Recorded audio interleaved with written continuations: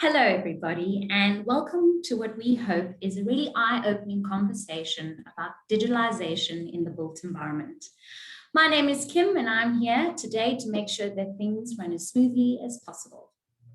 We'd like to invite you to make use of the Q&A chat feature at the bottom of your screen. Post your questions throughout today's session, and we'll try our very best to tackle each and every one of them at the end. Lastly, a recording of today's session, as well as the presentation deck, will be shared. So look out for that email in your inbox shortly after the session.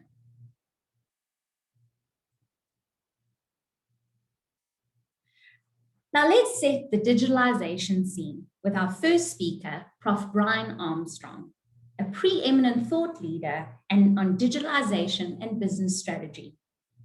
Professor of Digital Business at the Bytes School of Business, Brian boasts over 30 years of top-level management experience running and transforming large tech companies on a global scale. He is sought after as a board member, an advisor, and a consultant on digital transformation, and brings a unique depth of insight and practical experience to this often hyped and confused field. Let's take a listen to what Brian has to say.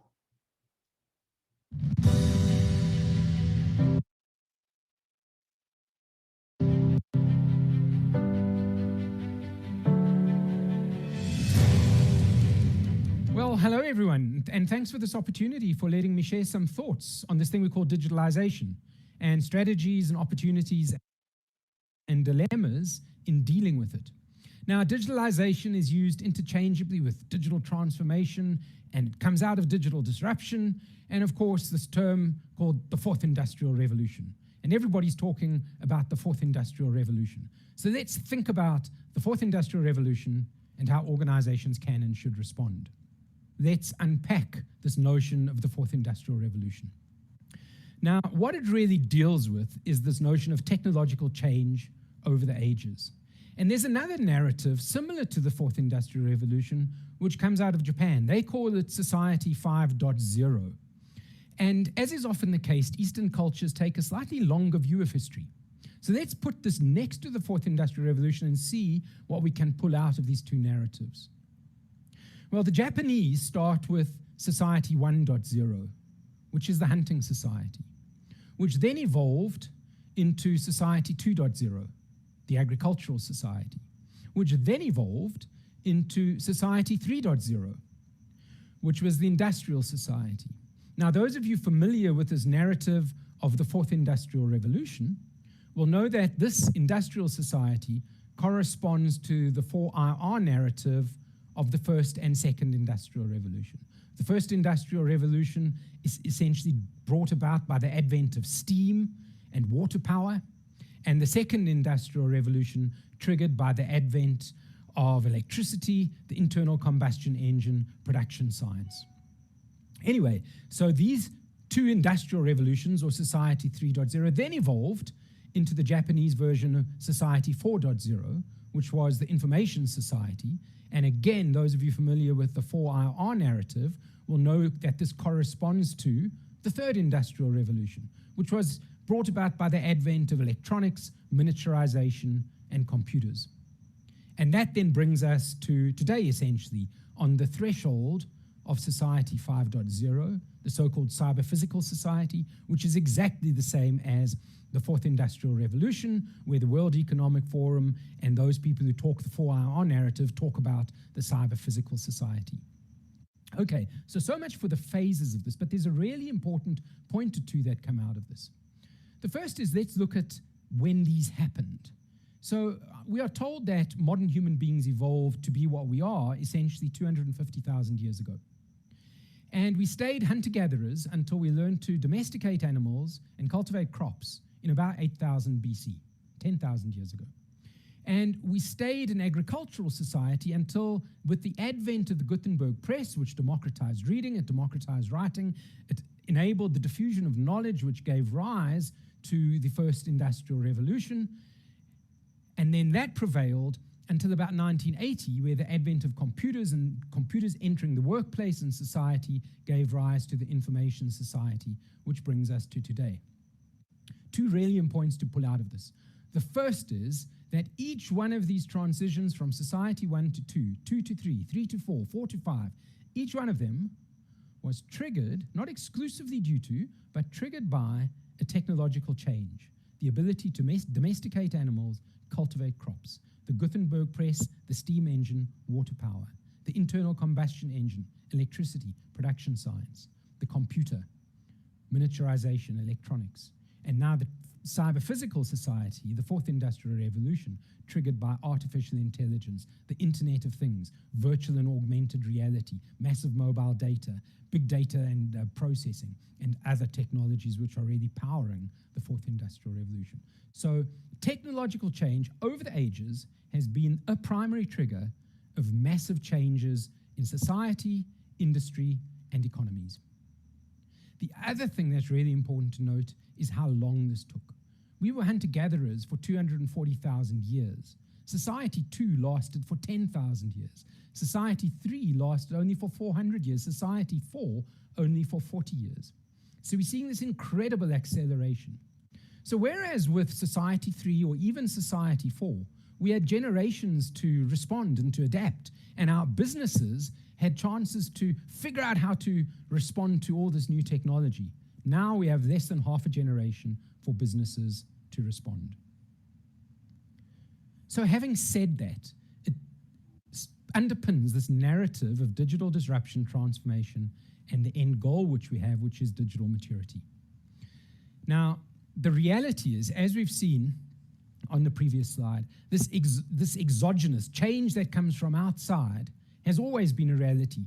And in business school language, it includes the so-called political, economic, social, technological, environmental, and legal or regulatory factors, the pestle factors. But as we saw, tech change has been especially persistent, pervasive, and powerful. And the extent of this change has been so profound that the term digital disruption is entirely appropriate. Now, if we're being disrupted, if there is this massive external change, it is absolutely necessary that organizations have to respond strategically, tactically, and operationally. And the sum total of all this change in response to this technology change that's happening in the world around us, the response to all of that is what we call digital transformation. Now, as we embark on our transformation journeys and as our organizations respond with all these different things that we do, it's appropriate that we measure where we are on this journey of transformation. And the end goal is to be digitally mature. In other words, to be highly adept at responding to and thriving in an era of profound digital change. And digital maturity models measure where we are on that journey. They are like snapshots that measure where we are on that journey. Okay, so we've spoken about the fourth industrial revolution and society 5.0, this broad narrative about how we are being disrupted, our response is transformative, and the goal is one of maturity in that response. The last point I'd like to make by way of introduction is how we get disrupted. As an organization, it's one thing to say we are going to be disrupted, but what are the mechanisms? How is that going to happen? So the way we unpack this is we look at the academic literature on disruption over the last century. And some of this literature about disruption says that disruption comes from inside the business. It is about how supply gets affected through disruption and innovation. Other perspectives on disruption come from outside the business. They have an external locus. They say the reason firms are disrupted is because demand is disrupted. And I'm not going to go through all the work, but from Schumpeter's notion of creative destruction through to business model innovation by Markides in 2006, there's a whole lot of literature which talks about how innovation and disruption happen from inside the firm. There's another whole body of literature which talks about how disruption happens from outside the firm. The most famous of that, of course, being Christensen's notion of disruptive innovation at the middle of that list. But of course, we all know in business, what we have to do is link supply with demand. And there's also a lot of literature which talks about how that link, connection between supply and demand can also be innovated and disrupted. And the most famous of that is Rogers' theory of diffusion of innovation, which is about how innovations on the supply side diffuse into the market. It's also about innovation hierarchies from Kilke, but very importantly, all the new talk around platform business models, which are very fashionable at the moment in business. That is essentially about linking supply and demand. Now, if we think about this, we recognize that organizations and industries can be disrupted if the way we supply the market is disrupted, if the demand for our products is disrupted, or if we can find innovative new ways to disrupt the market in terms of how we connect that supply and demand. If we put that into a model, we get to a point of understanding how organizations can be disrupted or can be disruptors. And this really says that, yes, we can be disrupted or be disruptors in the market if demand is disrupted. And that can happen either if our products are substituted by new ones, if there's downstream substitution for products downstream, which ripples up into our part of the supply chain, or if we disintermediated. As we mentioned, supply side can also be disrupted. And the modes of disruption there is if our core production processes and systems get substituted, if our core processes can be fundamentally automated, if we can get better resource utilization, significantly better resource utilization than competitors, we can disrupt the market. And particularly in low margin industries like construction, even a 4% or 5% better efficiency in terms of resource utilization can be very important. Obviously, if our supply is disrupted, then our market will be disrupted, or if the way we distribute our product is disrupted. And finally, there's this connection between supply and demand, the way we engage with the market. If that can get disrupted, then our market can be disrupted. We can be disruptors or the disrupted. And there are 5 broad ways in which that happens. Ownership models and packaging, moving from usership to ownership, for example. Using profound customer insight and analytics to actually change the way we engage with the market. Our brand and our reputation, particularly in a negative sense, can be very quickly disrupted in the digital age. Smart pricing is very much about perishable inventory, bundling, but also, for example, if an airline seat takes off unfilled, that good it's a perishable good. The same with a network that has got unsold capacity. You can never get that capacity back again. So smart pricing techniques. And finally, about if the way our channel, the way people order, the way people engage with us can be disrupted, for example, the way we all procure music nowadays. And what I always challenge executives to think about for their industry is how, in your case, can your supply be disrupted, or can you be the disruptors? How, in your case, might your demand, the demand for your products and services be disrupted, or that you might be able to disrupt the industry? And very importantly, particularly with regard to platforms, the way that you engage with the market, how can you disrupt that, or how are your competitors, or let's call them left field competitors that you can't even think of now, come and disrupt that market? Okay, so those are a few points to say this is how disruption happens. I'm going to very quickly now talk to a number of responses.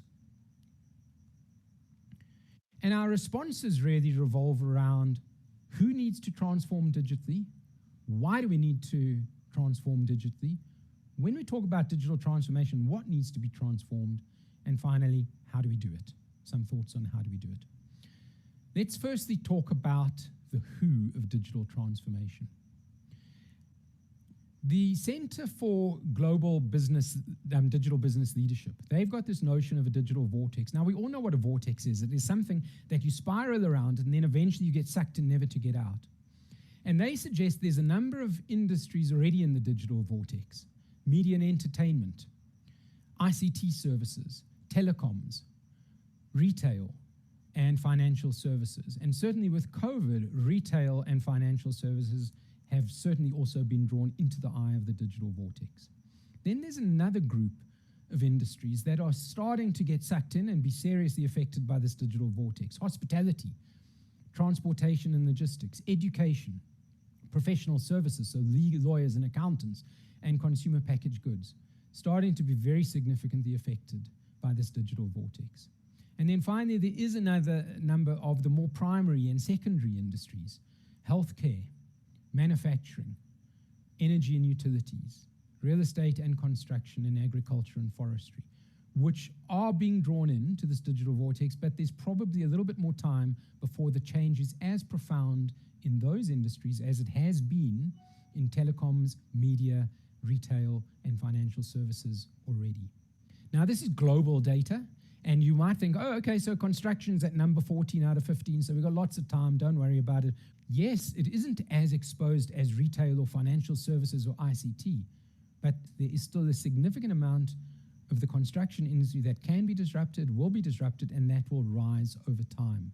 So the short answer is every industry is affected by digital disruption, and therefore every industry has to respond. And the important thing actually with digital disruption is it's not actually just industries in isolation, because industries are converging. More importantly, all industries in a way are converging with technology. So what we see is technology converging with banking, technology and logistics and transport coming together, technology and insurance, technology and retail, technology and media, technology and healthcare, technology and social services, and yes, technology and construction. So the point I want to make is all the evidence suggests that all industries are affected, therefore all firms will be affected, and indeed all people in firms, in one way or another, will be affected by this principle or this profound force called technological disruption. Therefore, who should respond? The short answer is everybody. Now, you could say, so why do we have to respond? What happens if we don't do it? Well, certainly the global evidence is that the new superstars are the people who found the intersection between technology and a traditional sector. If we look at the world's most valuable companies in 2001, one was a tech firm. In 2006, one was a tech firm. In 2011, still only one of the top 5 firms in the world was a tech firm. And then suddenly in 2016, all 5 of the world's most valuable companies were technology firms. And that was still the case last year with the exception of Saudi Aramco, which had done an IPO in late 2019. Now, there's 2 points to highlight here. By the way, the next 5 include Facebook, Tencent, and Alibaba. So 7 of the world's 10 most valuable companies are tech firms. The second thing to point out here is Amazon doesn't sell technology for a living. It's a retailer. It sells books and clothes and whatever. Alphabet is a media company. These are firms that have found the way to intersect technology with the traditional sector. That is the recipe for success in a digital future. The second reason why to do this is there is lots of evidence across all sorts of sectors that digital leaders, which you see on the top right-hand quadrant of each of those charts, outperform digital laggards. Whether you look at revenue, leaders outperform laggards by 13%. Profit, leaders outperform laggards by almost 50%. Market value, leaders outperform laggards by almost 19%. So each of those dots, by the way, represents different firms in different industries across a whole lot of different industries around the world. So across industries and sectors, digital leaders outperform digital laggards across all the key financial metrics. I could present lots more data to you in terms of digitally transformed firms outperforming their laggards from a financial perspective. We see they can charge, the margins have doubled in terms of digitally mature firms. We see other data across 4,200 companies across all sectors in the USA that their surplus wealth, which is essentially a proxy for shareholder value, digitally transformed firms perform dramatically better in terms of the creation of shareholder value than digital laggards. There's a very strong correlation between ICT transformation and increased wealth creation. So that's the benefit of doing it. But there's also we often tend to talk about the winners at the top and what can we learn from Google and Tencent and SoftBank and Netflix and so on. It's also important to think about what can we learn from the losers in the digital economy, those at the bottom of the slide. Now, it turns out that there are 3 broad categories of reasons why companies fail. The first is that failures of oversight, governance, and ethics. And certainly we see that, for example, in Steinhoff, To an extent, we see it in Eskom. We certainly saw that in Lehman Brothers and many other examples. The second is that firms tend to spend more than they earn, and they collapse under mountains of debt. That was the case in Chrysler, it was the case in GM, it's been the case in many of the firms. And then thirdly, it is about missing or not responding to changes in the market. And Kodak, which you see there on the left, is the poster child of that, of course. But there are many firms that don't see changes in the market soon enough, and or they don't respond profoundly enough. And the main driver for this is technological change. Now let's unpack why firms miss this. I used to come from the telecommunications industry, and this chart of global mobile data usage is very interesting. We see from around 2009-10, we see this exponential growth in global mobile data usage. The interesting point is the networks are actually deployed by around 2005. And we can't see it on the chart like this, but this trend, this exponential trend, was already evident as early as 2004, 2005. It was just below our radar screens. We couldn't see it. So this exponential pattern was there. We just didn't see it. Now, what this highlights is how the information-based world is moving exponentially. But the problem is many organizations still act and think in a linear way. Human beings intrinsically think in a linear way. And the problem with this is when that mobile data trend or any exponential trend is below the radar, below the noise level, we are complacent. We don't see it, we don't spot it, and that gives rise to complacency. But once this exponential trend suddenly bursts into view, our industries are disrupted. To make this point, let me show you a chart with 10 images. The question is, who are these people and what do they have in common? Well, besides the fact that they are all rather pale males, which is an indictment of the tech industry around the world over the last 100 years, these were all people who were at the head of an organization who had the so-called best view in the house, yet missed change when it stared them in the face. So we see William Orton, who was the president of Western Union, said the telephone would never take off. The co-founder of 20th Century Fox said the TV set was a flash in the pan. Thomas Watson of IBM said there's a market for maybe 5 computers in the world. Ken Olsen from the Digital Equipment Corporation said no one would want a PC. Robert Metcalfe, who invented the Ethernet for Pete's sake, he said the internet would collapse, would go spectacularly supernova and then collapse. Steve Ballmer from Microsoft said Google, it's not a real company, it's a house of cards. 2 people in leading mobile phone manufacturers, so Nokia and RIM, which did BlackBerry, were dismissive of the iPhone. Lou Gerstner was dismissive of Amazon. And Jim Keyes, the CEO of the now-defunct Blockbuster, said Netflix wasn't even on their radar screen. So what these people actually have in common is denial.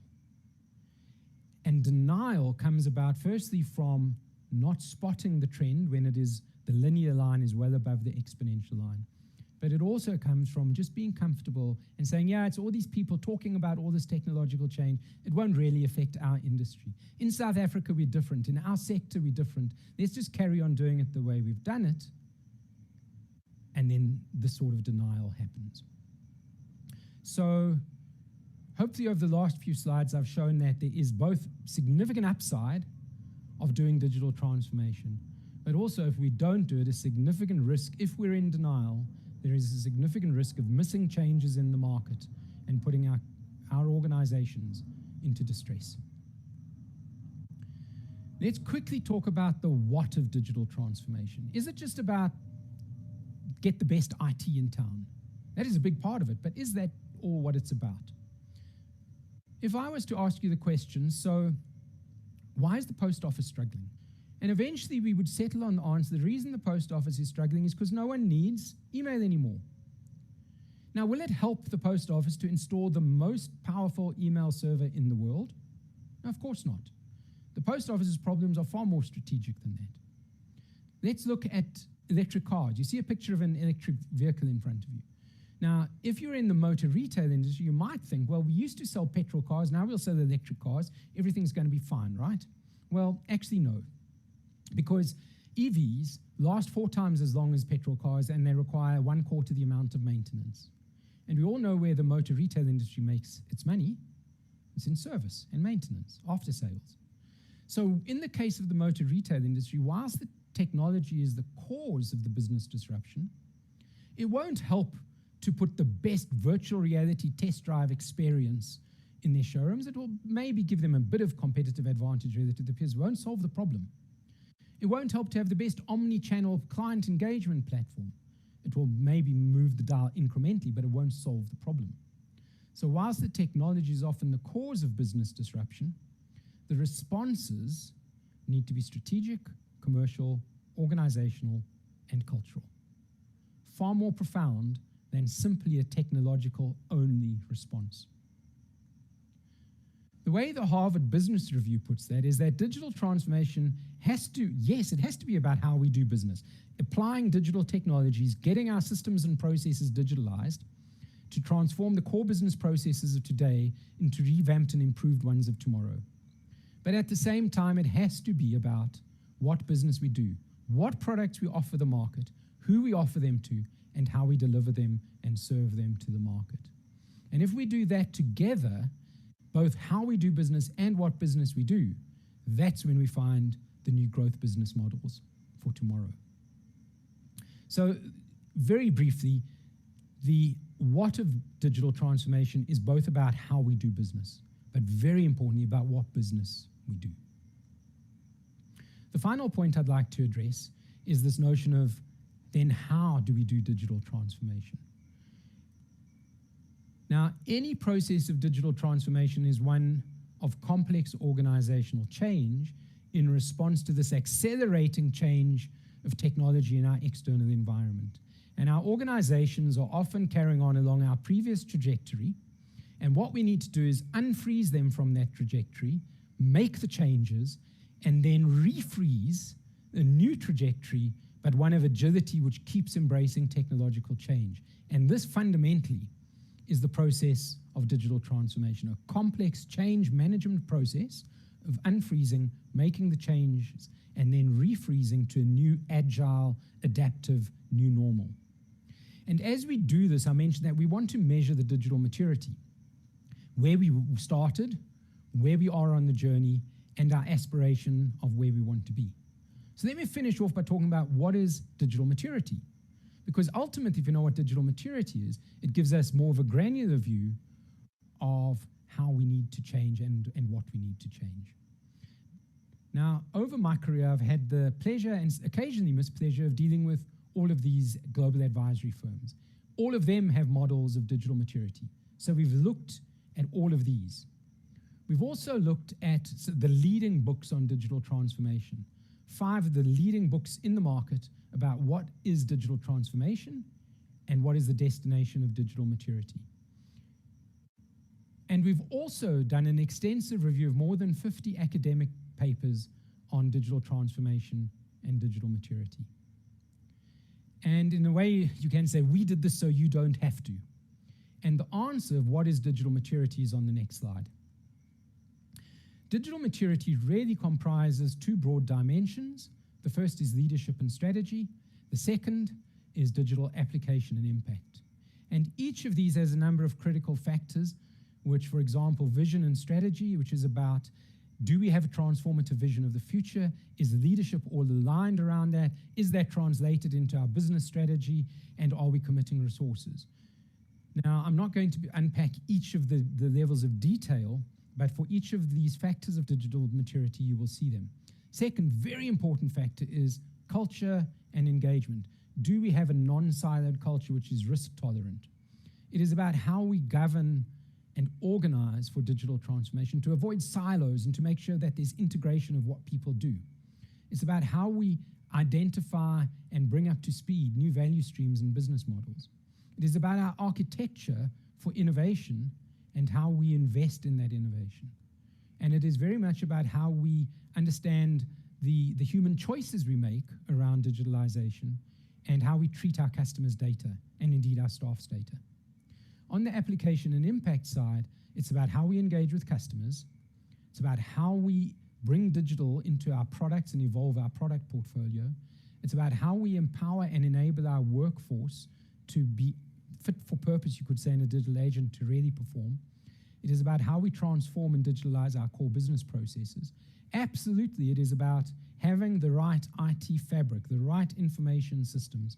And we can't claim to be mature if we aren't showing any results. Now, the point you might say is, how do these relate to each other?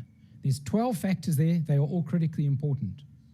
So what we've developed is a systems model to understand how all of these relate to each other. And ultimately, what we're striving for is business results. We're not striving for a technology outcome. We're striving for revenue, profit, shareholder value, customer satisfaction, customer loyalty, whatever. And the things that directly drive that are customer orientation, digital product innovation, workforce enablement and performance, and core process digitalization. New business models and new value streams also directly affect that. And digital ethics, particularly if we get it wrong, can have a big impact on our business results. Now, what underpins these? And there's two critical things.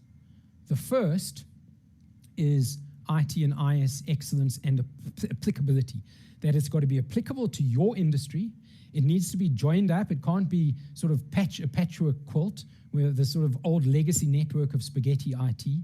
An agile, fit-for-purpose, digital-ready IT platform. And the other critical thing is skills. Do our people have the skills and the aptitude to make the transition?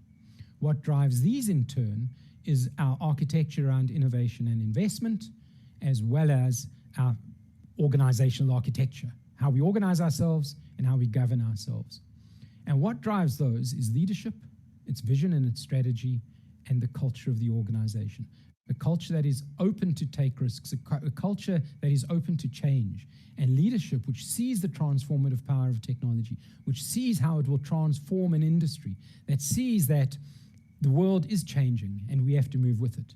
And ultimately, if you look at the causality of this chart, essentially we start with leadership, vision, and strategy, with culture. Then we build the governance and organizational models. We make the core investment in our IT platforms and skills, and then we can start seeing improvements in the customer domain, the product domain, the workforce domain, and the process domain, ultimately leading to business results. Okay, let me finish off with two metaphors. The processionary caterpillar is a type of caterpillar that lives in southern Europe and North Africa, and they tend to put the snout of one caterpillar is put on the butt of the one in front of it, and they go through the forest in long chains like this. Well, a French scientist called Henri Favre, he said he wonders how long these processionary caterpillars and how dedicated they are to following the one in front. So what he did is he got this big pot plant about 1.2 meters wide. He put their favorite food in the middle, which was pine needles and kernels. And then he coaxed a string of these processionary caterpillars onto the rim of this pot plant, head to tail, and they went around the tail. And he thought, how long is it going to be for these guys to actually stop following the way it's always been, stop following what everybody else is doing, and actually break ranks and go and get their food in the middle? But actually what happened, and this is, by the way, there's about a 100-page report on this. This is not an urban legend. This is real stuff. What happened is they went around for one day. They went around for a second day. They went around for a third day. They went around and around and around for about a week until they started falling off and dying. So rather than break ranks with following what's always gone before, these caterpillars stuck to that and died. And I think sometimes us in business, we need to learn that lesson. We have to break from the way it's always been done. The world around us is changing, and it is really important that we change with that world. We do not want to be processionary caterpillars that go around and around and around in a circle, following the way it's always been done, and eventually starve our organizations and lead them into distress. The second metaphor I'd like to make is we spoke about the digital vortex, how all firms are being drawn into this digital vortex. What you see here is a picture of a guy called Turnus Wessels. He happens to be a South African who's living in Alberta, Canada, who was famously pictured mowing his lawn while the tornado approached. Now, in Tinus Vessel's case, it ended okay. The tornado missed his home, and he had a nice, neat garden afterwards. But again, from an organizational perspective, the digital vortex will not miss our industry. The digital vortex will not miss our organizations, and indeed it will not miss most of us as individuals. So yes, we all want to mow our lawn and have neat lawns in our careers and our organizations and our industries, but we have to prepare for the arrival of this digital vortex. So thank you very much for the opportunity to talk to you. And I'm very happy to, you've got my email address there. If you want to engage with me offline, please feel free. I look forward to hearing from you. Thank you very much.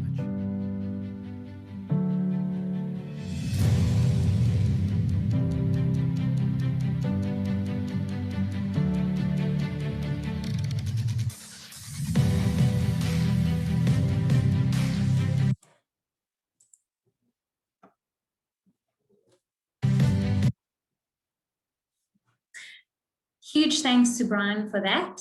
That was incredibly insightful and somewhat overwhelming, but exciting at the same time. Hope you guys extracted some value from that talk. To Brian's point, here at RIB CCS, we can appreciate that managing digital transformation covers more than simply introducing new software technology. However, that's where we see ourselves as a potential partner and expert on your journey to digitalization. Our goal is to help you kickstart things through specialized technology solutions that are fit for purpose and designed by professionals within the industry. And we believe that those can aid in driving those all-important business results. And more specifically, to effectively articulate the value of our complete solution, I'd like to hand over to John Gilbert, Wayne Brown, and Fadi Kobasi, our sales leads in Africa, the UK, and the Gulf regions, respectively. Over to you, John.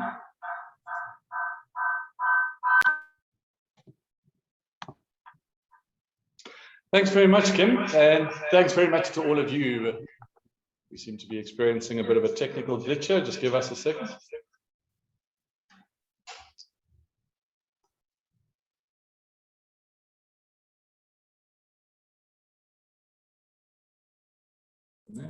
Unmuted. All right, I think let's try that again. So thanks everybody for making the time to join us today. As a relative newcomer to the industry, I wanted to share with you some of the learnings that I've gained in my brief tenure with RIB CCS relevant to the current state of the industry. But I'd also like to talk to you about how we might look at partnering to provide you solutions to some of the key challenges that we see the industry is facing. How we can improve your business and processes and procedures through the adoption of technology, and ultimately working together to build a better future for the industry as a whole. Particularly at the moment, with the current climate, it would appear that the industry is facing a broad range of challenges. Now, our ability collectively to directly impact the economy is probably not that great. So I think let's rather focus on some of the areas that are directly within our sphere of influence. I was very impressed to learn that the construction industry is in fact the largest vertical industry in the world and attributes more than 15% of global GDP. However, over the last decade, it is lagging from a growth perspective, whereas the average across all industries is around about 2.8%. The construction industry has only enjoyed a growth of about 1% in the last decade. In fact, over the last 2 decades, it's only grown by 1%. Now, and all of this data is obviously relevant to a period prior to the impacts of digitalization and digital transformation that were addressed in some of Brian's presentation earlier. Construction projects are high risks endeavors. They're very large capital investments. The value is running into hundred thousands, millions, and even billions. And we are seeing that the margins are increasingly being put under pressure. In fact, in some regions, they're working on average margins at the moment of somewhere between 4 and 5%. So high value project, low margin, opportunity if something changes for things to very quickly get into a scenario where you're into a low, zero, or even a negative margin. Additional research has also shown us that approximately 80% of all construction projects actually run over time and over budget. And this results in a very low customer satisfaction. But again, more than just the low customer satisfaction, this again heightens the risk of running into financial challenges in terms of the contractors that are involved in delivering these projects. The projects are also extremely complex in nature with multiple moving parts. Generally, they have massive BOQs with literally thousands of line items, and projects can span multiple years in duration. The long duration nature of these projects also means that at various stages throughout the project's lifespan, there are opportunities for a plethora of scenarios where things can change. Anything ranging from the weather, which I guess again is out of our control, through to supply of material, labor challenges, and or changes to the original design can and probably will happen, disrupting the original plans and the associated timings and costs compared to where things were at the original start of the project. So many of the following stages of the construction lifecycle process hang off ensuring that the initial estimate is accurate and correct. Any areas in the inaccuracy at the starting point of the whole process will then in fact cascade through all the following stages of the process, and often they only come to bear or to light when it's too late to do something about it. The money's been spent, the concrete's been poured, and one can't do anything about it. Seemingly minor discrepancies on face value, when extrapolated across the entire lifespan of the project, can grow into substantial problems, resulting in some significant impacts, again, on that critical time and cost factors of the project. The larger and more complex a project is, the more different people are involved in the various stages. Silos are created, and there's a low level of collaboration. The critical pieces of information often reside only in the mind of key individuals or teams. If they are recorded, they're often recorded on bits of paper. Where tools are used, those tools are very disparate, and it's extremely rare to see a scenario where the tools are seamlessly integrated, allowing you to bring all the relevant and critical information together in some sort of meaning to business intelligence. All of this is kind of compounded by the fact that out of 23 industries surveyed, the construction industry ranked number 22 in terms of the adoption of technology. And the resultant impact of this is illustrated by some of these stats you can see on the slide. So 13% of construction teams' working hours are spent just looking for project data. 90% of generated data is in fact unstructured. So again, it's very difficult to bring it together in a meaningful, useful, and timely manner. And the irony is that the data is actually being captured, whether it's on paper, whether it's in an Excel spreadsheet, whether it's in disparate tools. It is in fact being collected. There's a lot of data available, but because it's so difficult to utilize it or use it as something and change it into something meaningful, 90% of that data is in fact going unutilized. And if we think about the fact that we are in this ever-evolving digitized economy, data is the new currency in that economy.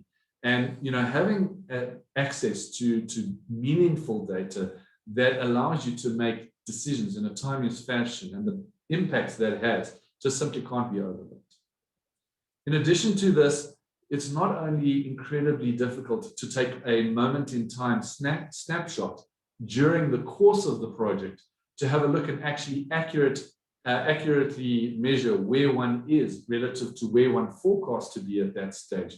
But when it comes to then trying to extrapolate any one of the multitude of changes that can and will happen to what that will actually mean by the completion of the project and the impact of where you will then stand at the end of it becomes nigh on impossible. The good news is I'm not here just to talk gloom and doom, and in fact, we've got some great news for you.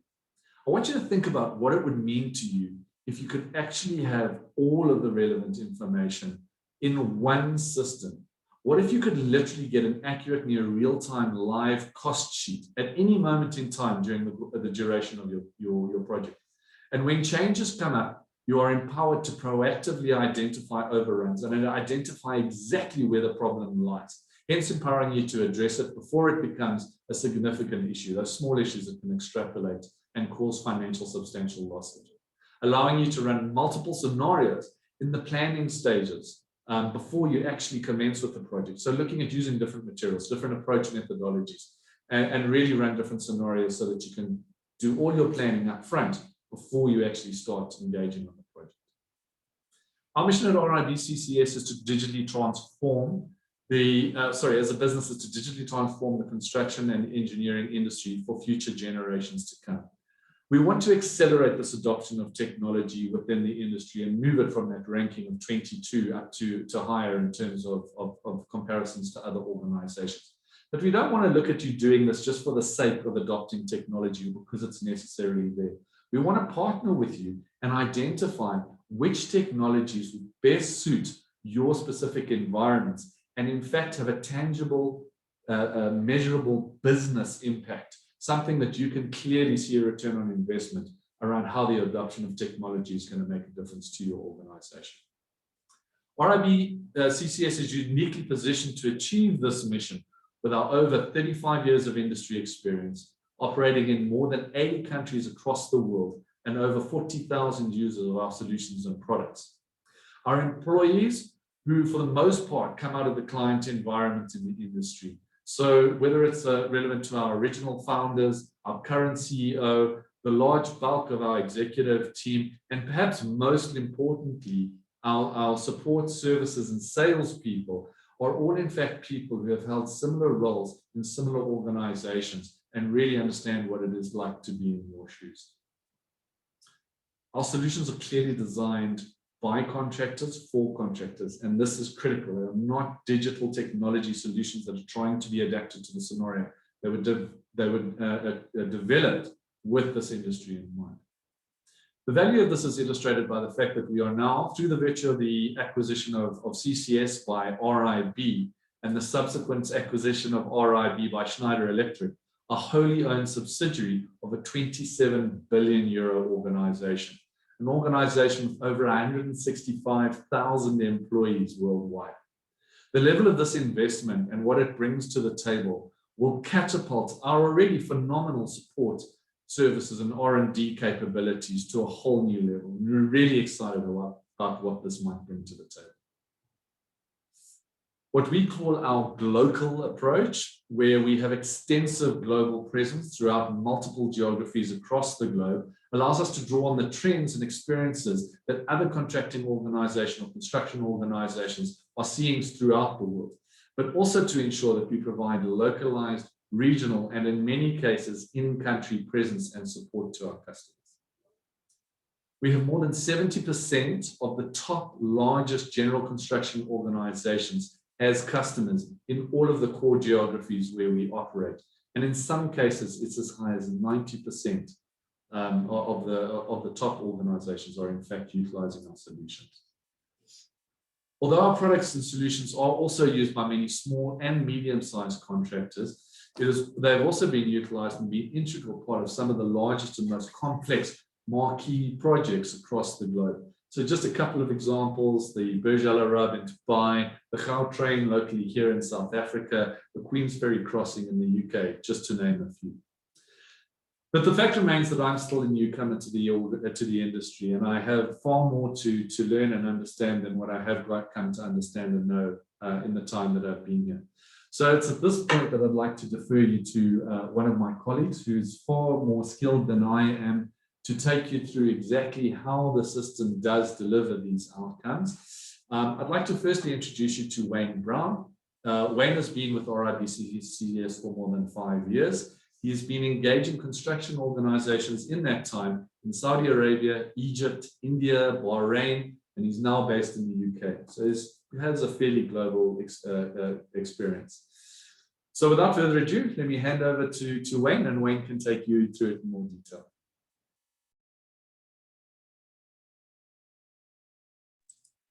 Wayne, I think you might be on mute. Sorry. Let me change that around. Is that now working? Perfect. Thank you. Wonderful. Sorry. Thanks, John. I think one of the biggest things that I've learned from working across different countries and regions is that although there are some differences, a lot of the key pain points that our clients struggle with are in fact very, very similar. Things like not knowing where you are on a project until after the fact, no access to real-time information for on-the-fly decision making, using too many systems from estimate to final account to obviously accomplish those reports that we really need in the construction industry. Generic financial systems, not understanding the complexity of the construction industry, really important. And then too much data being held in Excel, which is obviously across all the regions. Excel is one of the systems that everyone knows and everyone uses and everyone's comfortable with. But having too much data being held in Excel is obviously a huge, huge business risk. The one solution for ourselves is, or the complete solution, as we like to call it for ourselves, is where RIB CCS will help. So the complete solution flows through your business from estimate through to your final account, all in one, again, complete solution. It's purpose built for the construction industry, unlike generic ERP solutions. And many of these were originally developed for the retail and manufacturing process and not the complex financial conditions that is construction. And with our rapid implementation, which is one of our USPs, our unique selling points, there's no additional development necessary. So companies can be up and running in days and weeks rather than months or years, which is obviously really important to get people up and running as fast as we possibly can. Our complete solution starts with Candy, which is our estimating, planning, and project control software. And just to quickly highlight some of the benefits from using Candy, we've got increased accuracy with controls and visibility when preparing estimates. It saves time, greatly reduces errors, and empowers confidence in the guys that are using it. Combines powerful features which into a single user interface, and that eliminates those departmental silos that most companies have across the field. We also have dynamic integration with BuildSmart, which is our cost and enterprise management solution. So all your upfront purchase controls, analysis, and reporting, which I'll explain in a little bit more depth in a second, is really important. And again, the idea is to have Candy integrated seamlessly with BuildSmart, and BuildSmart again is our cost and enterprise management solution. And again, it's fit for purpose. It is the best of breed. So you know, the idea with BuildSmart is that it will look after everything from your procurement, your inventory management, job cards, workshop management, subcontractor management, plant management, valuations, and obviously across and through the other side. Now, sorry, Kim, I think there's a little bit of a delay on the slides, and I think if you can see, perfect. So when I go to the benefits of BuildSmart, we can see that it's a fully integrated system providing data integrity from day one. And that's really important to have that data integrity where everything comes from one solution. Real-time costing directly from where the cost was incurred, committed, accurate, and actual costs. So as you know or are aware, a lot of the generic financial systems will normally work on invoice. So we have to wait till we receive the invoice before we can identify that cost on the project. And again, with the system that we have, the complete solution, we do committed costs. So we do a site requisition. Once that turns into a purchase order electronically, that then shows as a committed cost. It's not a financial entry, but you can see it on the project. Once we have a delivery taking place on site, which we can enter into a mobile phone, a tablet, or a laptop, that will then show as an accrued cost, which is a financial entry. So it's a nice idea that then you've got the sites and the financial team seeing exactly the same figures on a month-to-month basis. And it does halt that month-to-month fight that we normally have with the commercial team and the financial team, not knowing where their costs were when they were originally taken. Obviously, we can manage the spend with the upstream controls for your quantity, your rates, and your total budget. So one thing that we're allowed to do is that once the estimate's been done in Candy and we've decided this is the way we're going to move forward by value engineering or remodeling, depending on which country you're working in, once we've got that down and we lock that at that point as our base forecast, we can then see the rate, the amount, and the quantity coming from Candy, and that integrates seamlessly into BuildSmart, which then allows the procurement team to lock the rate, the amount, and the quantity to try and slow us down from over purchasing. Now, of course, it's in construction and everything changes. So things like variations, scope changes will be logged into the system. And at that point, we can see exactly where we are. So for example, if I'm trying to purchase 100 tons of concrete at £100 a ton, if I'm then trying to purchase 110 tons of concrete. The system will allow us, and we'll go through an electronic workflow in place to make sure that we know exactly where we're going to look at doing that overspend before we actually do it. It's role-based, so there will be some people who are allowed to purchase. Obviously, we appreciate that in construction, we can't have people stood around for the sake of £2 or £3 on a purchase. So we do realise that obviously, you know, there are roles in play in the system where certain people are allowed just to overpurchase and other people aren't, and that's down to the company that you are to decide that as part of the implementation. So the full spectrum of cost management for all aspects of enterprise cost accounting, including your contracts, plant, equipment, job cards, all based in one system. So it provides real-time access from a central system that delivers powerful decision-making and information to all the stakeholders in the company. Once we integrate Candy and Build Smart together, that's really where the magic happens, and we get the complete solution, giving you that control. So you've got everything you need in one place. Better project management and controls, empowers you to make faster, more meaningful and informed decisions, better collaboration and transparency, and the most important part, we can drive better profit margins. And that's the big thing, as John was saying earlier. The idea of the system is to make sure that we can protect that profit margin as much as we can. Whether that's a 1% margin, a 10% margin, the idea is that we should be able to manage it as best as we can. The way we do that, as you can see on the screen now, is we have the RIB CCS complete solution circle. And as you can see on that circle, every one of those modules, the arrows link directly into each other. So for us, everything starts with a quantity takeoff tool, 2D, 3D takeoffs, directly linked to your BOQ and your estimate. So we can literally share the quantity takeoff screen and your estimate screen live at the same time. We can share it on the same screen, we can do dual screen, and it allows us to drag and drop from the QTO directly to our BOQ line items in the estimate. In the estimate, we then do free format, master libraries. We also have a subcontractor adjudicator based in the system where we can literally cut off a piece of that bill, send it to up to 12 different subcontractors per line item. The subcontractors can only, or the suppliers can only enter their rates and their amounts. Everything else is locked. And that allows us then to bring it back into the system, and the system will do an on-screen cost comparison so you can see exactly where you are. The beauty of Candy is that obviously it's a database, it's not a spreadsheet. So we can see every time we enter something into the software, we can see productions, resources, man hours, even wastage analysis. We can pull reports instantly live from that database, which is really important. We then move into the planning, proceedings networking, Gantt charts, long lead schedules. And the beauty is, again, as you can see by the arrows, they are integrated seamlessly. Once I've linked the estimate and the plan together, it allows me then to do the forecasting, which is the real important part of the software. It allows me to see my to date, my cost versus allowable or budgets remaining, and it will even forecast to complete. So it allows us to see live in real time exactly what we should have spent on the contract against exactly what we have spent on the contract in real time, with drill downs to show us exactly where we've overspent, or maybe we've even gained money on that project in that particular activity. So the beauty of the software is to have that link constantly flowing through the software.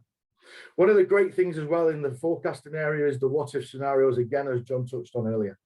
The what if scenarios allow us to forecast to complete and see, okay, on this particular project, we're going to be £40,000 over budget because of this. At that point, it allows the cost control team to throw as many ideas as we can at the solution. For example, we've overrun on fuel. Great. What if we use a 6-ton digger instead of a 9-ton digger instead of a 6-ton digger, and we can recoup that money somehow? The beauty of the system is we can recoup that money before we actually spend it. And that's a much easier way to manage a project than learning after the fact that we've lost the money. Now, how do we get it back? So the difference is, again, is having that forecast to allow us with the what if scenarios to change that in the field to show exactly where we are.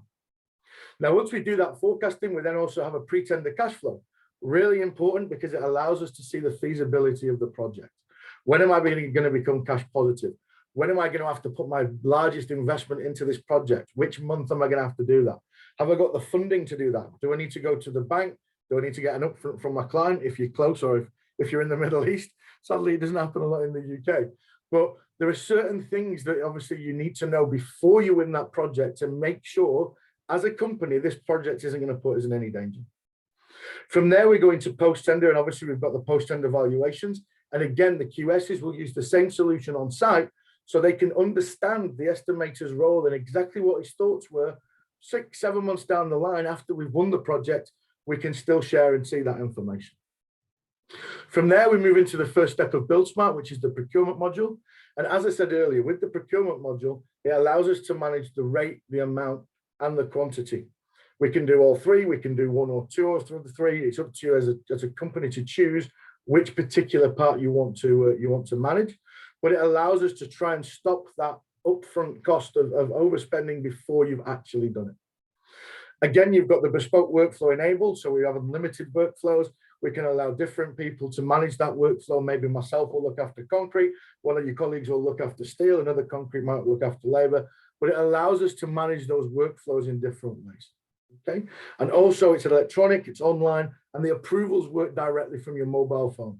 So we have mobile functionality for things like subcontract approvals, for supplier approvals, for deliveries. We even have a small section of the mobile app which allows us to enter when people have arrived on the site. So again, it's really, really important. We also have an electronic request for quotation. So very similar to the adjudicator in Candy, it allows us to send out all our information or RFQs to our suppliers or our subcontractors. Again, they can enter the rates, bring it back into the solution, and we can see that cost comparison live on the screen. We then move into inventory and yard stock, multiple stores, links to resource usage, minimum and maximum level controls. We'll even look after and manage the formwork, scaffolding, small tools management. And again, this is all integrated seamlessly into one system. Subcontract management, we have a completely separate ledger to look after subcontractors. We do not treat them as suppliers, which again, a generic financial system normally will do. We look after them as subcontractors. So we look after retentions, contra charges. In the UK, of course, it's a little bit different for subcontractors where we look after payless notifications, we look after CIS links, the reverse charge mechanism. So again, there are regional differences inside the solution, which we can cover depending on which region or country that you are based in.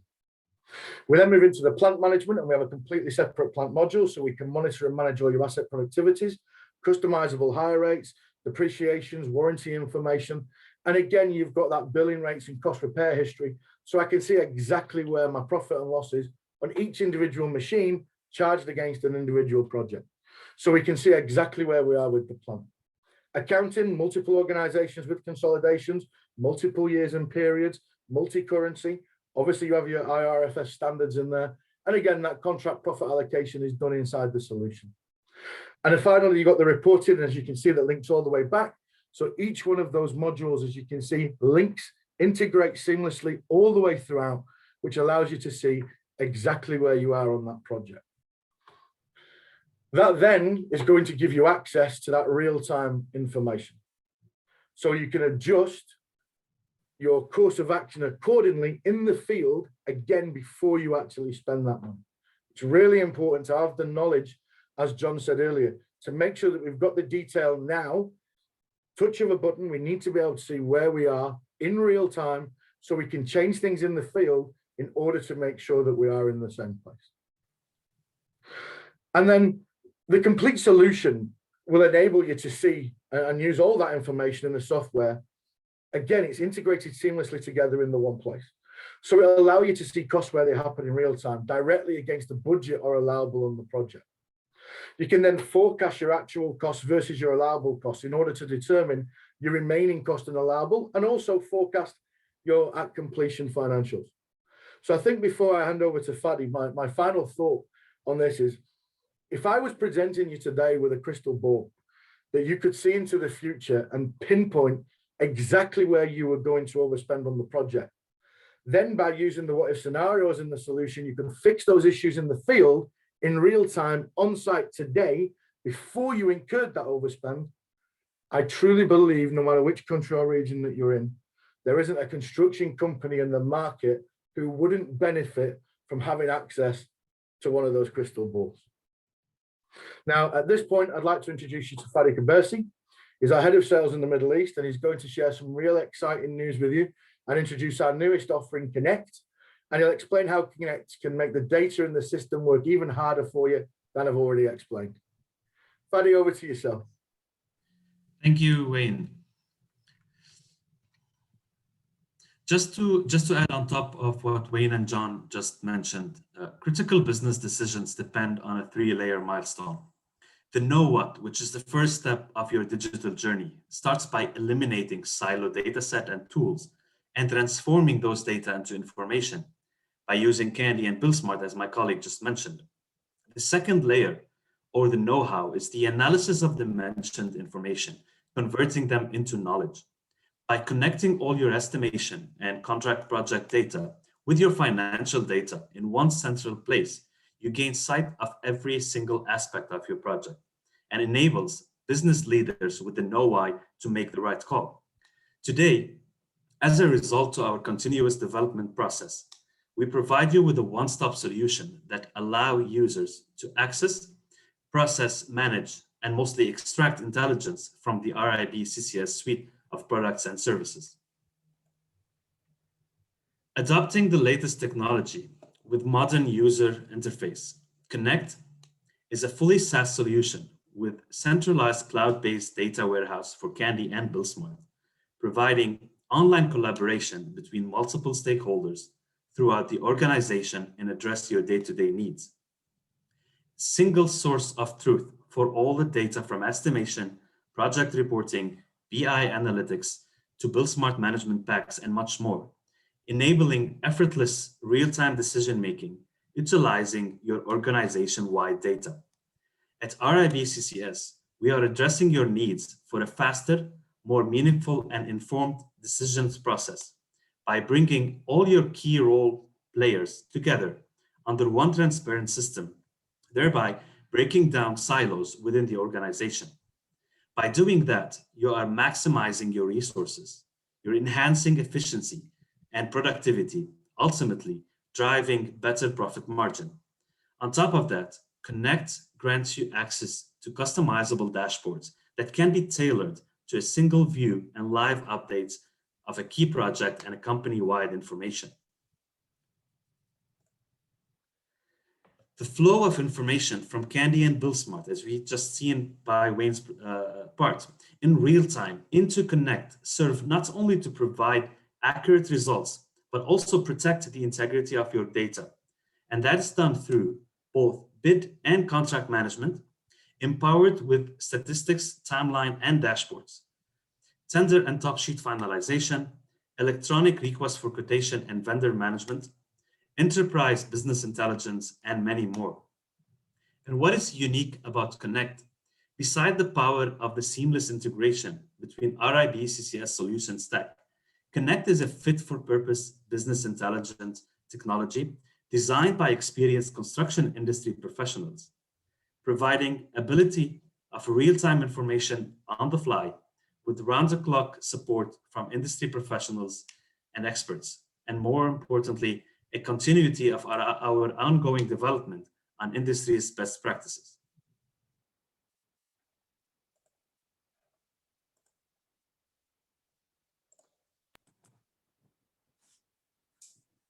Great stuff. Well, thanks again to Wayne and Fadi for giving us that detailed view into the products and exactly how they assist. But I think, there's a couple of keys for me. RIB CCS as an organization, it's not just about our products. It's about our knowledge, our expertise, our skills, and our global positioning. And having the ability to partner with you to find solutions to your challenges, but also to give you some guidance on this digital transformation roadmap.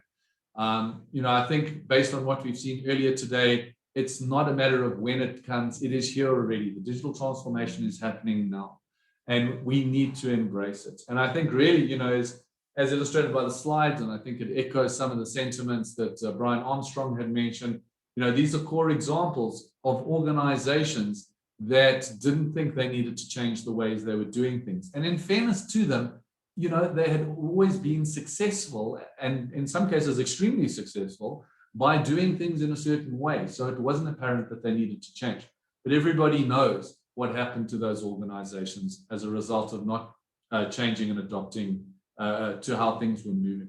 We'd really like to partner with you. We'd like to extend the opportunity later in the presentation we'll make you aware of how you can actually reach out to us directly. We'd love to just have a conversation with you and spend some time understanding exactly how our skills, our solutions can directly impact your specific environment, your organization, your role, and how we can work together to achieve that mission that we have as an organization. Thank you. Cool. Thanks, gents. Thanks for that very informative session. I'd now like to hand over to Gavin McAlpine. He's the Financial Director at Murray & Dixon Construction, a long-standing Candy and more recently Build Smart client. Gavin is going to share his RIB CCS story with us today, why they chose the complete solution, and what some of those tangible results and benefits are that they simply can't live without. Over to you, Gavin. Thanks very much, Kim. Yeah, thanks. It was very informative to watch Brian Armstrong and listen to John and Wayne and Fadi. And I think, you know, a lot of what has been said is aligned to what our strategy has been from a digital transformation perspective. I'm quite glad to see that we're not totally in the vortex yet, but I think we've also somewhere along the line come through a bit of a denial stage. But just a bit about myself. So I've been in the construction industry for 20 odd years. I've worked for various construction companies. Murray & Dixon has been in the construction industry and been around for 38 years, maybe a bit longer than CCS and RIB, which I see is about 35 years. Historically, we've been a building company, but we've now transformed into having 4 different divisions. We've got an infrastructure division, oil and energy division, pipelines division, and we've got a special projects division. So recently, we've closed our building division down for various reasons. But part of our vision is to be at the forefront of technology.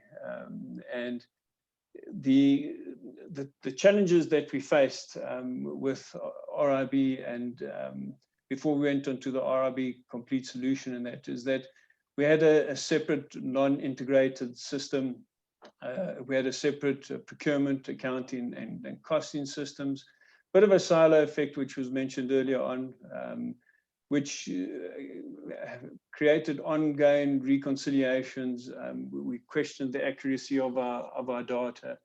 It took time to put the financials together, and we didn't have a fully integrated costing system. And a lot of use of Excel versus what was mentioned earlier, having a proper system with data captured on one platform and one source of truth. The other area that we struggled on was just on the administration efficiency and effectiveness. We didn't have any workflows, which we mentioned earlier. Authorization levels on requisitions on orders and that weren't in place. The batching system and the payment batching, which we found quite beneficial now, is not in place. There was no automation of intercompany transfers, batch editing, we didn't have those capabilities. The invoicing was not on a cumulative basis, even though we calculated retentions, the retentions weren't on the invoice. And we didn't have the ability to attach electronic documents to orders and to our suppliers. So those were some of the challenges. There were a couple of others, but those are the main ones. And then one other important factor is we weren't cloud-based. So we couldn't process the stuff from site, and we just didn't have access to multiple users. We were just mainly processing everything from the office. So, you know, I think before I get on to after completion, after the complete solution, the reason we focused and joined RIB CCS as a software provider is really, as mentioned before, we had to look at software that was applicable to the industry. We had, as Kim mentioned, previously been using CCS, but a couple of years ago we converted to Build Smart. And I think the biggest challenge was to move from the denial stage of what we were doing was not sufficient. We had to actually do better. So after the completion, we focused on a software that was construction specific, and that the team understands the construction industry. The cloud base, as I mentioned earlier, anywhere real time, and that has been a huge advantage for us. In particular when we had a lockdown situation where the office was totally locked down, but we still had the mechanism to operate and process from various aspects. So for us, that was a huge advantage to have people processing GRNs, documents from site, and having access to the ledgers from site, and having stuff that is real time has also been a big advantage for us. The integration from the procurement to the accounting and costing is working well for us. The key thing over there is obviously how you actually code, and your coding has got to match. And the costing, we've been working quite closely with RIB CCS to get our cost reporting integrated. We've been doing that for over a year now, and it's now part of our core documentation when we do our project review meetings. The structures and workflows, initially I was hesitant on how we were going to actually implement it, but we made the decision that it had to be project specific. The workflows and the authorization levels have worked very well for us. The process of mitigating risk, having proper authorizations, and that is quite key for us now. The mobile apps, as Wayne mentioned earlier, you can actually do the authorizations on the mobile apps, and it's going to be a key for us going forward to use more mobile applications in that, and more focus on what is actually done on the processing on site. The other aspect that we looked at is on the BE reporting.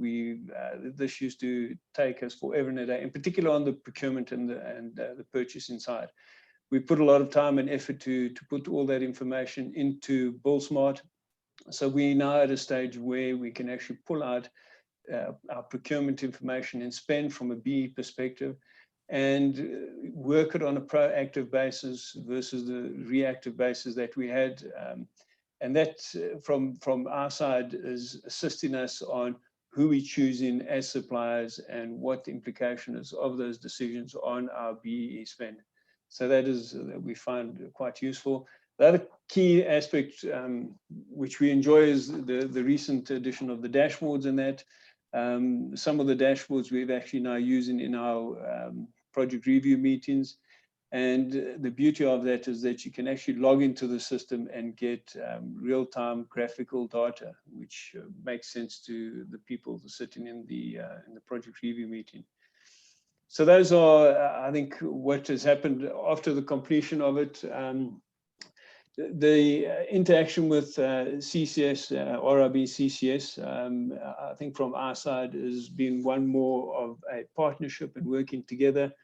We enjoy the relationships that we have with the different individuals, and they're consistent. You're dealing with the same people all the time, and they listen to us when we need some adjustments and changes and take it into consideration.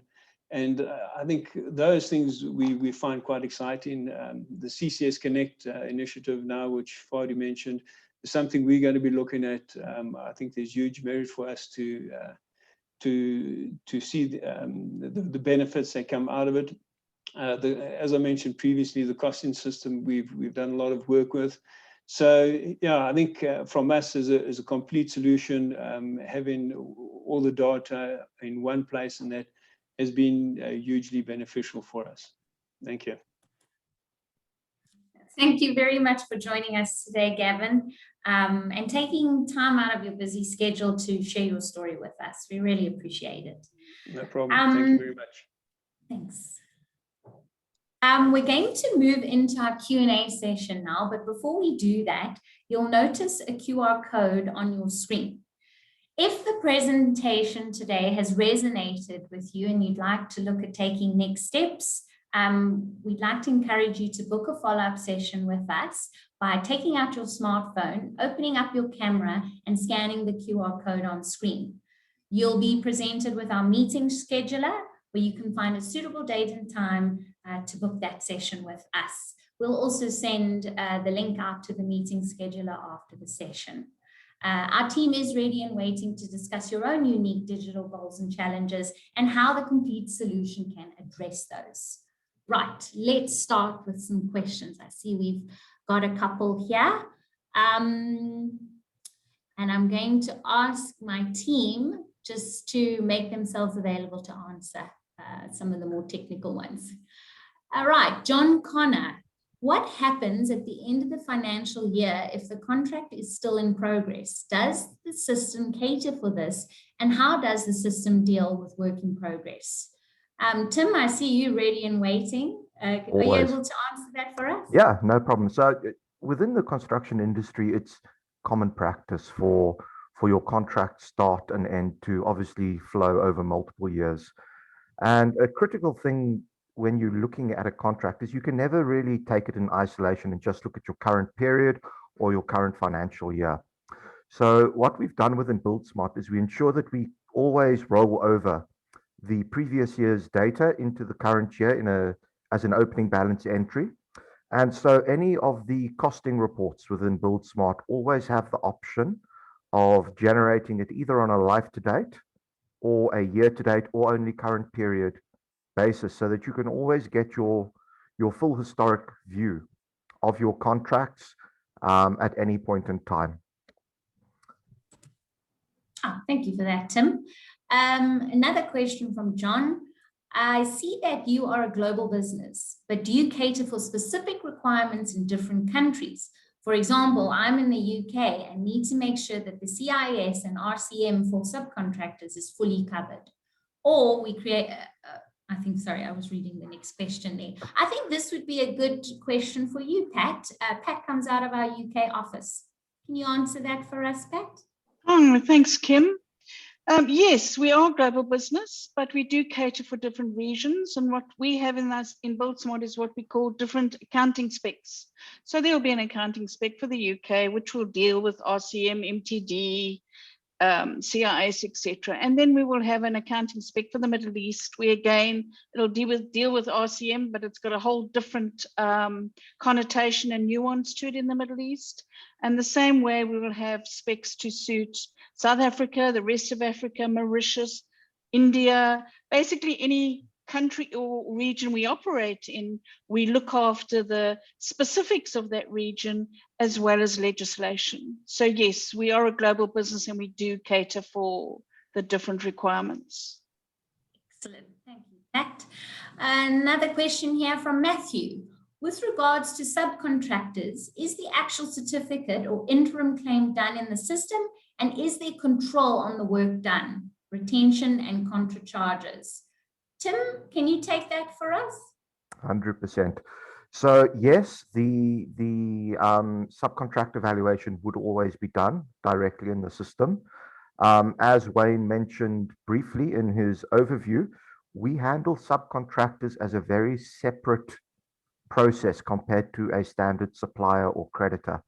So the system is fully developed to separately handle your retention and contra charges, and also advances if those are required for the subcontractor. In terms of where that's processed, it depends on if you are using the complete solution or just BuildSmart.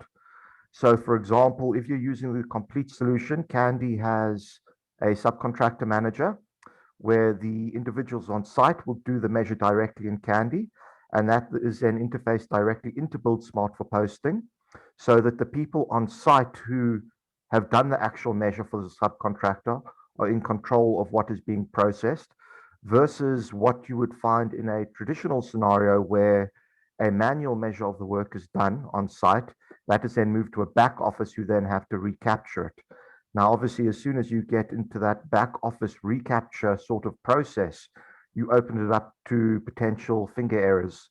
So we make sure that the person who is doing the measure on site is able to have full control over what is actually paid over to the subcontractor as per the contractual requirements. Cool. And then I think staying on the subject of subcontractors, there's a question here. Can you link the subcontractor's VOQ to the payment certificate and follow this from first claim to final account? 100%, Kim. So As Wayne also mentioned, what you would do from the Candy perspective is you would cut out a section of your bill of quantity, and you would award that to a subcontractor. Now that is linked to your direct bill of quantity to the client as well. So what we do is we always keep the subcontractor claim process on a life-to-date, current period, and previous basis. So the history is available directly within the system from your very first claim up until your very final retention release on the subcontractor. Yes. Thank you, Tim. And Pat, maybe you can answer this question. It's around the perfect fit in terms of size of business for the complete solution. Is it just for the larger businesses, or is it also appropriate for smaller contractors?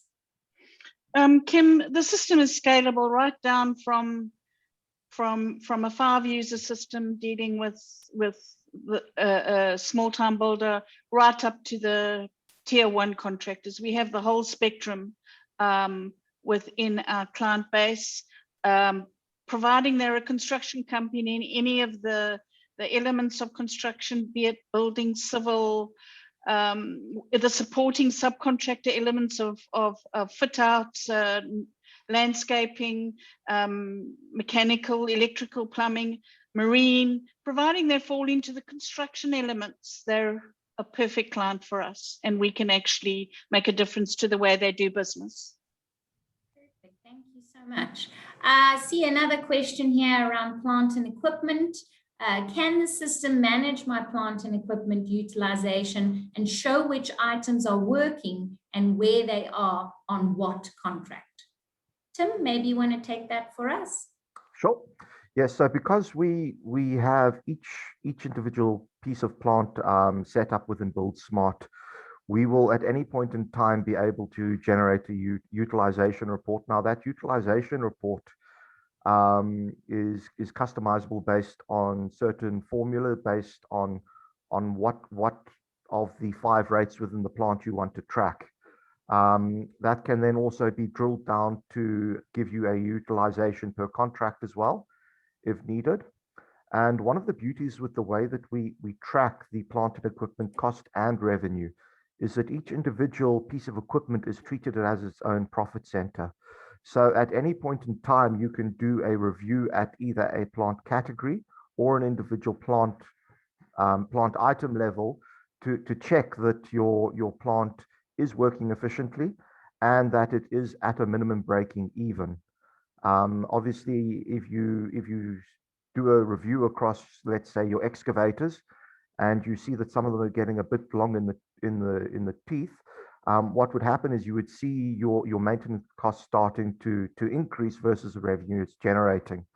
And so that information is readily available within the system so that you can make proactive decisions about what to do with your plant fleet, and if it is maybe the appropriate time to look at replacing and retiring certain pieces of equipment at any point in time. Thank you, Tim. A question for you, Pat. How does the system manage a cost report to be aligned to the financials so the contract status is reported accurately in the financials, so the site and finance teams are on the same page? Okay, well, being a fully integrated system, the cost ledger is part of the chart of accounts. So the site and the finance team are actually on the same page from day one. With the in-system cost reports, using the valuable input from the site, from execution, from managing the progress, variation control, managing all those changes that happen on a construction site on a day-to-day basis, that's all monitored in the system. So the finance team and the operation teams on site are looking and sharing the same data, and it's in real time. So they're on the same page at all times. So that stops the fight at the month end when you're sitting around the boardroom table and the site thinks they're making a huge amount of money, and then the finance manager stands up and says, sorry guys, we have a total different picture. So that scenario goes away because they're both on the same page using the same data. That's the important part. Thanks, Pat. I think we've got time for one more question. So Tim, if you can take this one for us. We have contract debtors that are based on a certification process, as well as a standard debtors we invoice for sundry items. Can the system deal with different types of debtors, as I need to control my retentions and claims for contract debtors separately from my sundry debtors? Yes, we certainly can. So we do within BuildSmart cater for both type of invoicing for debtors. So we have what we call the contract valuation, which is modeled on your standard certification process, where you would update the claimed quantity and the claimed values and certified values for your contract debtors. And then we also have what we call a standard debtors invoice, and that is used for the non-cumulative type of invoicing, so your once-off invoicing. As a slight spin on that, we also have many clients who raise the same type of invoices on a monthly basis. And so what we've got is a recurring invoice process where you can set up a master invoice for a debtor, and then that invoice can be triggered to regenerate on a monthly, bi-monthly, quarterly basis, depending on the frequency with which it's needed. Both of the invoice types also allow you to handle and control your retentions separately. And then we can also segregate our debtors between contract debtors and non-contract debtors, so that on your balance sheet you can see those as two individual lines on your balance sheet to know what your spread between the two is at any point in time.